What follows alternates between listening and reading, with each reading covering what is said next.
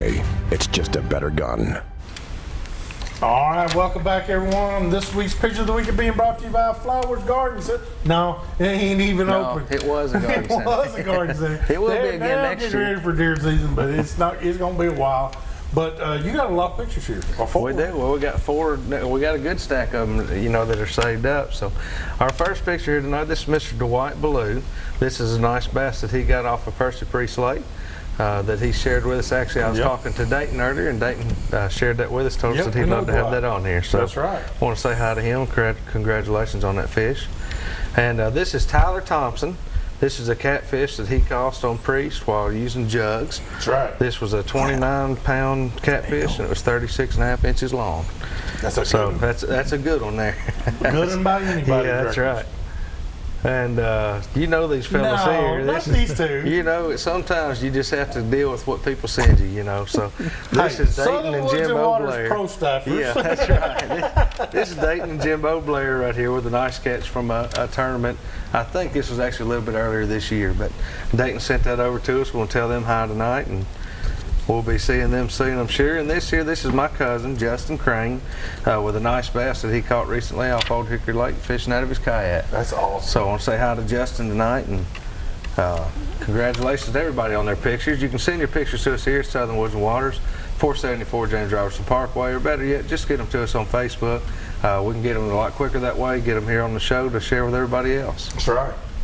Good job, good job. So there's a lot of fishing going on, but we have with us tonight, we have Wes Sneed and Jonathan over there, Wes Sneed Fishing Products. And Wes, you've been, first of all, I want to say thank you. You've been a supporter for Southern Woods and Waters for a long, long time, and we've been a supporter of Sneed Products for a long time. It has been a great relationship. Yeah, absolutely. Well, I've enjoyed it. We've known, we go back quite a while. We do. We've gone back quite a while. Yeah. And just to say, the whole gang, I just love all of them, everybody. Even Bill Hart. I mean, Bill just keeps, harassing me.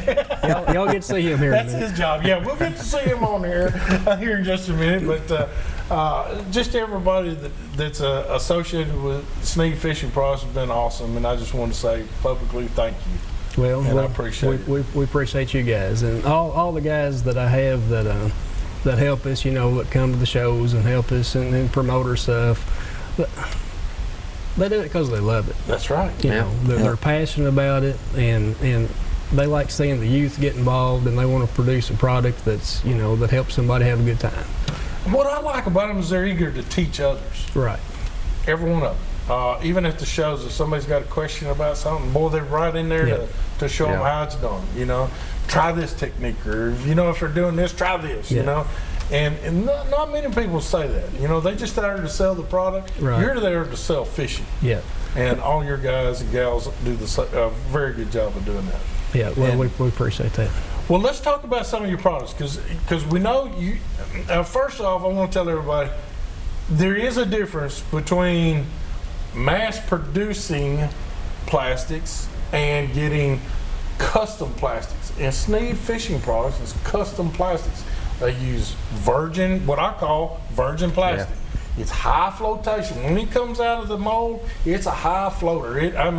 That tail, instead of laying down there dragging it through the muck and the mud, it stands straight up, enticing that bass, that largemouth or smallmouth, to come over here, big boy, I got something for you. And that's what I like about it, and that's what we want to do. Yeah. My deal is when you're dragging a Carolina rig, Wes, and you got a leader that's 2 foot long, and you're dragging it, you're muddying up the water with the big sinker. Well, it can't even see what's back there because it's down on the bottom. You're right. It needs to be up here where that fish can say, "Hey, what is that over there?" Yeah, that's right. Am I stupid? No, you're absolutely right. That's what I think. For me, it was a no-brainer. You can produce lures out of sinking plastic, or you can put salt in them and they'll sink, or you can have floating plastic. I mean, the choice is there. Why not make it that floats, and if you want it to sink, put a sinker on it? That's right. I mean, that's the way I look at it. That way it's going to stand up on the bottom. Fish are going to see it, and obviously, the further they can see it, the more bites you're going to have. It just makes more sense. I just know that bass, whether it's smallmouth or largemouth, they go along the bottom looking for crawfish or something to eat on the bottom, a sick shad or whatever. But everything on the bottom's looking up, like, you know, like crawfish are ready to attack. I don't know. Right. I mean, they're ready to fight somebody. Right. So they're looking up and everything's up. If your bait's laying down, it's unnatural. You're exactly right. When you put a crawfish on the end of that jig and you're trying to mimic a mad, ticked off crawfish, those pinchers need to be up in the water column trying to get something. And the floating plastic's what does it. That's exactly what I say. And so I try to think, you know, well, what does a fish normally eat and how does he do it? And you guys have mimicked the soft plastic line to where that's what it does. And that's what I try to convey to people is try to get as much natural as you possibly can. Now I know you guys got colors and you know there's well, yeah, all kinds of colors. There's all kinds of colors. And I'm gonna tell you something, you know as well as I do, the colors are mainly to catch fish. You're exactly right. You're exactly right. You can. I'm just throwing it out there, guys. You can stick to your basics as long as you got some greens and browns and dark colors. Yeah.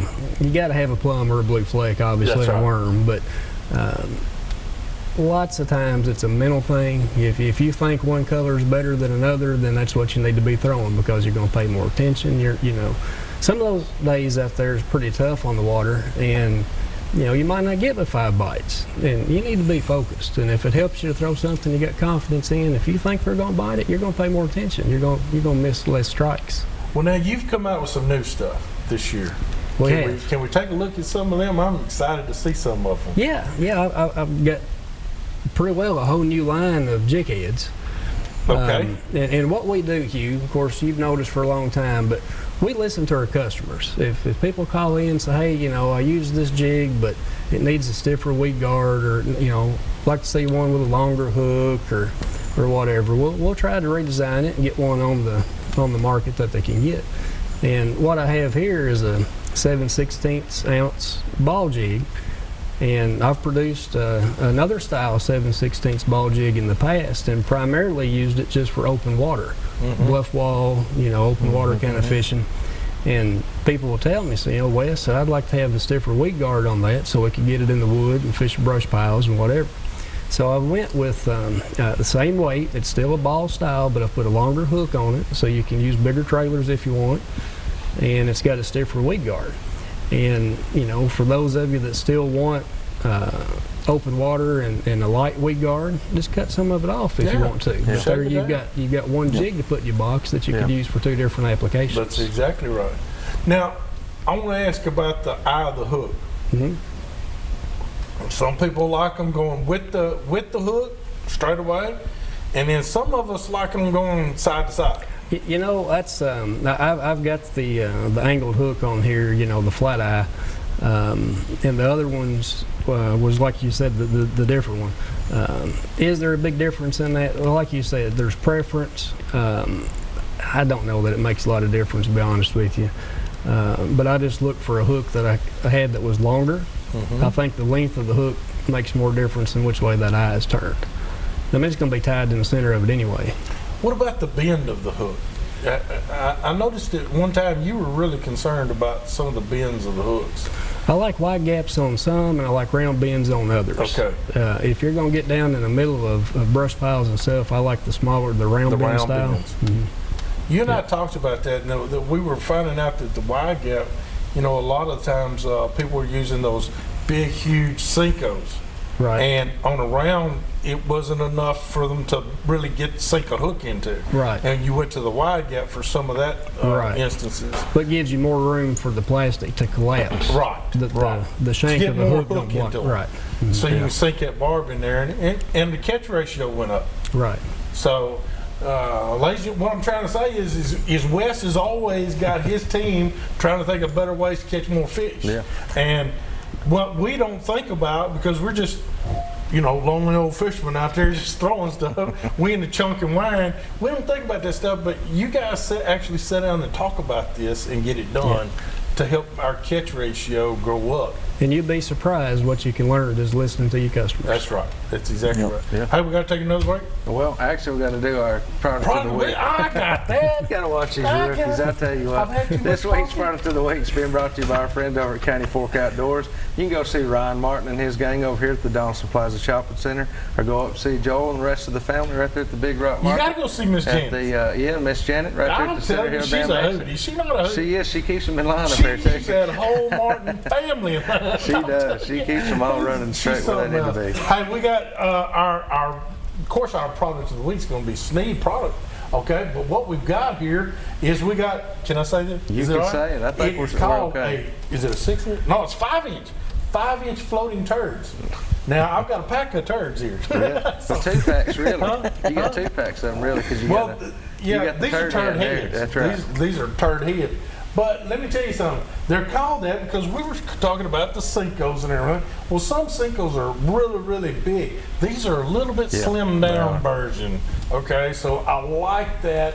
You're going to get a lot better hook set, I believe, and a lot more action. Nobody thinks about that, but the action of it coming through the water is going to be a little bit more. So Wes and them struck a big home run here, and of course they've got the head that can go with it, or you can wacky style rig this. You can do anything with a rubber band.